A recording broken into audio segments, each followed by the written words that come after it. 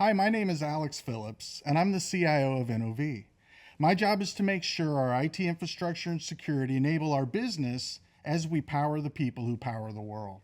Our transformation journey was driven by a recession in our industry caused by excess production of our main commodity, which is oil. With our revenues plummeting and our tech stack at end of life, we needed to find a way to reduce cost, improve productivity, and protect against the ever-evolving threats we faced. We were the classic, normal hub and spoke network with a castle and moat security model. Taking that same legacy architecture and trying to use it with our growing cloud utilization was holding us back from achieving our business objectives. We needed a radical new approach, and we needed it fast. That's why we partnered with Zscaler and adopted their Zero Trust Exchange platform. During our journey, we learned our goal of never trust but always verify is actually something called Zero Trust. We have eliminated our user VPNs and have decided now that firewalls need to go because you can't implement Zero Trust by poking holes and building tunnels everywhere. You have to eliminate your attack surface and eliminate lateral movement. Like most organizations, we were heavily reliant on VPNs and firewalls for our employees and locations to have a pathway to the resources, such as files, applications, and web servers they needed to get to do their work.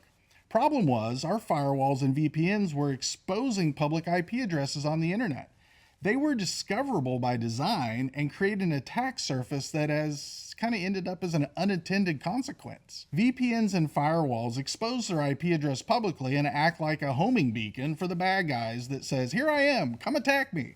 While it enabled our employees and customers to find NOV resources, it was just as easy for the bad actors to do the same. Zero-day vulnerabilities like we all saw with Heartbleed or Log4j could impact us at any time. If an attacker finds you and then exploits a vulnerability in an unpatched device exposed on the internet, then they're in. And today, imagine how much easier this is with Gen AI. I often use the analogy that a firewall acts like a door to a house. Once it's open, the traffic flows. Once in the house, attackers can move unimpeded to any room and steal or inflict damage at will. Firewalls and VPNs can't help us anymore. They have literally become our attack surface. It's not only employees in our offices or remotely connecting or even our consultants or contractors that we have to think about.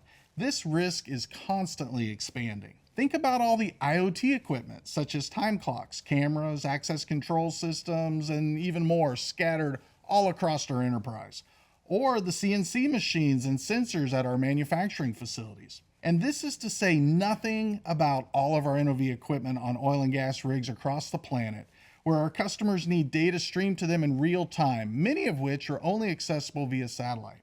We live in a world where every device, every location needs to be connected at all times. That means more public IPs, more attack surface. And to pile on even more, every time we acquire a company or enter into a joint venture with a partner, there's a real need to share data across systems from different companies, integrations, migrations, and on and on. It all leads to a growing attack surface because the number of exposed public IPs just grows. So we thought, what if we didn't need to expose IP addresses on the public internet? How would that work? Wouldn't it be better if these bad guys couldn't even find us in the first place? The zero trust approach to the attack surface is eliminate it. No public IPs mean the bad actors don't have anything to attack. Zscaler Zero Trust Exchange is a security proxy that operates like a switchboard on steroids.